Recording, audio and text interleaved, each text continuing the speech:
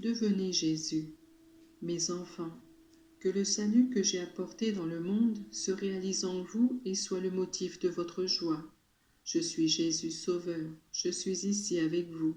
Je désire qu'en cette nativité toute proche, vous puissiez faire revivre les sentiments d'étonnement, de confusion et de joie des pasteurs, et les joies divines de ma mère et de Joseph, non pas parce que je voudrais me montrer à vous comme autrefois dans la crèche, mais pour que, sous les voiles eucharistiques, avec les yeux de la foi, vous puissiez me voir comme m'ont vu ce jour-là.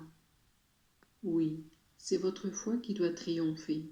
C'est pourquoi le même étonnement doit se manifester devant le miracle eucharistique. Quand je suis né, j'étais comme n'importe quel bébé, et tous m'ont vu petit, incapable, ayant besoin de soins. Mais qu'est-ce qu'il y a de plus petit qu'une hostie consacrée?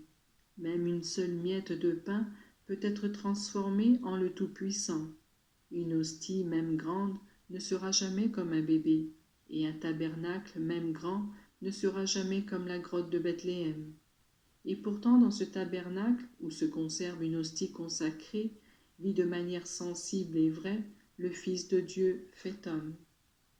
Votre étonnement ou admiration ne doit pas être moindre que celui des bergers.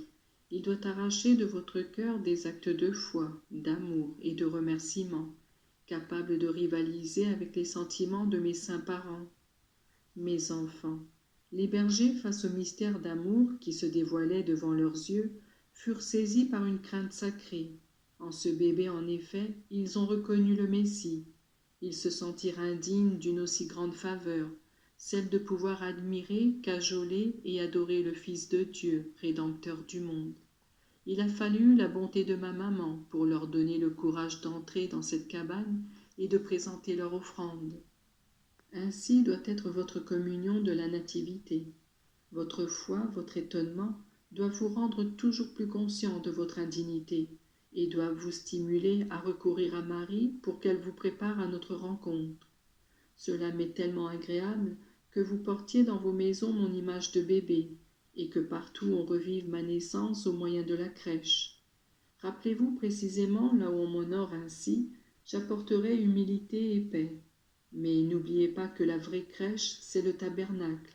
C'est l'autel sur lequel je renouvelle ma naissance et les miracles qui l'ont entourée, même si c'est dans un sens spirituel. J'appelle les pécheurs, j'appelle les pauvres et j'appelle les âmes élues, pour que près de moi elles retrouvent le motif de leur existence et la vraie signification de leur vocation. Sachez, mes enfants, annoncer la paix et donner à tous ce que vous recevez à la table de l'Eucharistie. Les bergers n'ont pas pu m'emmener avec eux, même si ma mère m'avait mis entre leurs bras. Mais quand vous me recevez dans la communion, je viens avec vous dans vos maisons, et avec vous et au moyen de vous, je veux communier avec ceux qui vous sont chers. Faites-moi revivre. Chacun de vous peut être le Sauveur. Ne me décevez pas. Je me manifeste au monde avec votre visage, avec vos paroles, avec vos regards, avec votre sourire, avec votre bonté. Laissez-moi agir. Ne créez pas de conflit. Il peut y avoir beaucoup de gens qui critiquent le christianisme parce qu'il présente des difficultés pour le vivre. Personne ne devrait pouvoir critiquer les chrétiens, mes disciples, parce que ceux-ci devraient être toujours des copies parfaites de ma manière de vivre. Chaque jour est un pas en avant vers l'éternité. Cela devrait être un perfectionnement continuel.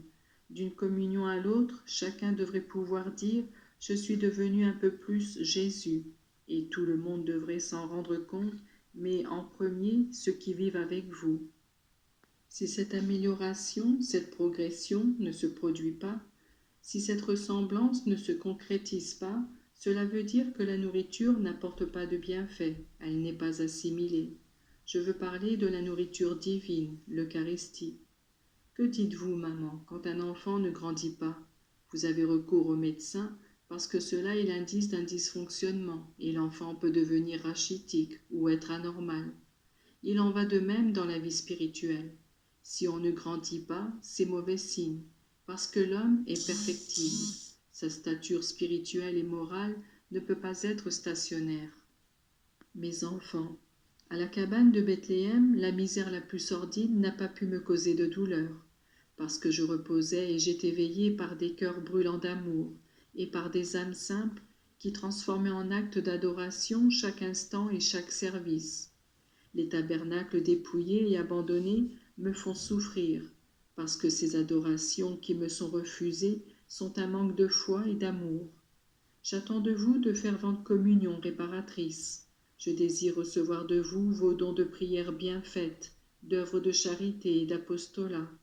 Je désire que, comme des anges, vous puissiez annoncer la paix aux hommes de bonne volonté. Que votre aide ne manque pas aux pauvres, ni aux invitations à ma mère et à moi de participer à votre repas de Noël. Nous apporterons la concorde et la confiance. Nous bénirons votre table et ceux qui s'assiéront autour. Courage, mes enfants, ne craignez pas et ne désespérez jamais.